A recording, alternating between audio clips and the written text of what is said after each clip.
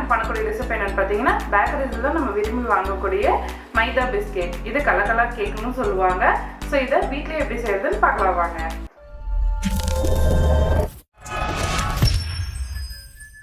மைதா பிஸ்கெட்க்கு first இந்த மாதிரி ஒரு அகலமான பாத்திரம் எடுத்துக்கோங்க. அதில் சர்க்கரை 1/2 கப், தண்ணீர் 1/4 கப். சர்க்கரை வந்து நல்லா கரைஞ்சி வரணும், அது வரைக்கும் இதை நல்லா கலக்கிக்கோங்க. எக்ஸ்ட்ரா தண்ணி எதுவும் சேர்க்க வேண்டாம். இதே தண்ணியிலே சர்க்கரை எல்லாத்தையுமே கரைச்சிக்கோங்க. ஒரு 2 நிமிஷத்துக்காவது நல்லா மிக்ஸ் பண்ணிக்கோங்க. சர்க்கரை வந்து முழுமையாக கரைஞ்சி வரணும். இந்த மாதிரி விஸ்க் வச்சு தான் யூஸ் பண்ணணும், இல்லை நார்மலாக ஸ்பூன் கூட நீங்கள் யூஸ் பண்ணிக்கலாம். இந்த மாதிரி நல்லா கரைச்சதுக்கப்புறமா இப்போ இதில் 1/4 டேபிள் ஸ்பூன் நெய் சேர்த்துட்டு இதையும் நல்லா மிக்ஸ் பண்ணி விட்டுருங்க.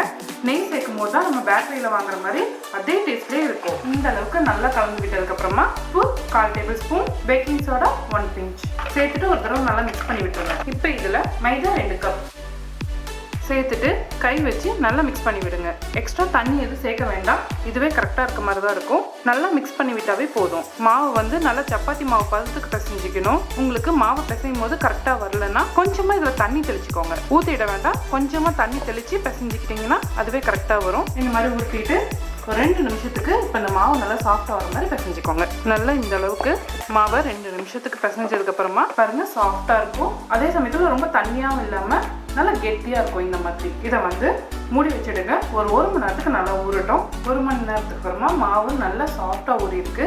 இப்போ இதை 2 டிவைட் பண்ணிக்கலாம். இந்த மாதிரி 2 பாலை பிரித்து எடுத்திருக்கேன். நம்ம பிரித்து வச்சிருந்த ஒரு உருண்டையை எடுத்துட்டு சப்பாத்தி கட்டையை வச்சுட்டு நல்லா விரிச்சுக்கோங்க. ரொம்ப சன்னமாக வைக்க வேண்டாம், கொஞ்சம் மொத்தமாக தான் இருக்கணும். மாவை கொஞ்சம் கெட்டியமாக பிசைஞ்சனால இந்த ஓரங்கள்லாம் கொஞ்சம் கிராக் விழும். இந்த மாதிரி மாவை நல்லா விரிச்சு விட்டுட்டு இந்த ஓரங்களில் இருக்கிற எல்லாத்தையுமே கட் பண்ணி எடுத்துருங்க. மறுபடியும் இந்த மாவை உருட்டி தேய்ச்சி நம்ம பிஸ்கெட் போல் ரெடி பண்ணிக்கலாம். இப்போ இதை சின்ன சின்ன பீசஸாக கட் பண்ணிக்கலாம்.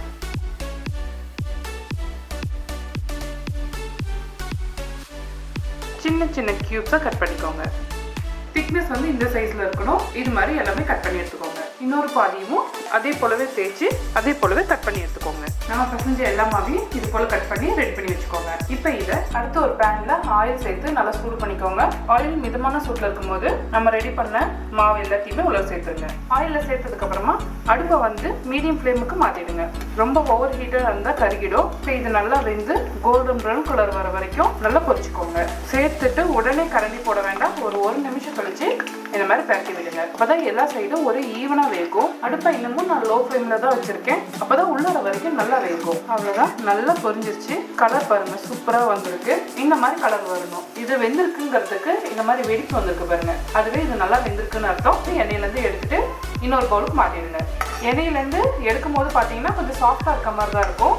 இது கம்ப்ளீட்டாக ஆறுனதுக்கப்புறம் சாப்பிட்டா நம்ம கடைகளில் வாங்கி சாப்பிட்ற மாதிரி நல்லா கிறிஸ்பியாக இருக்கும். அடுத்த பேட்ச் மாவையும் உள்ள சேர்த்துருங்க. நம்மளோட லாஸ்ட் பேட்ச் பிஸ்கெட்டும் நல்லா பொரிஞ்சு ரெடி ஆகிடுச்சு. அவ்வளோதான், நம்மளோட சூப்பரான ரொம்பவே சுவையான கலகலா பிஸ்கெட் ரெடி ஆகிடுச்சு. குக்கிங்கில் பிகினர்ஸாக இருந்தால் கூட ஸ்வீட் செய்யணுன்னா இந்த ஸ்வீட்டை நீங்கள் தேர்ந்தெடுத்து செஞ்சால் ரொம்பவே ஈஸியாக வரும்.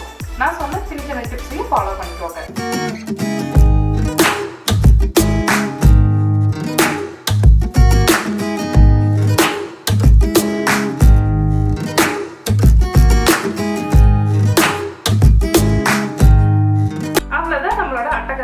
மைதா பிஸ்கெட் ரெடி ஆயிடுச்சு.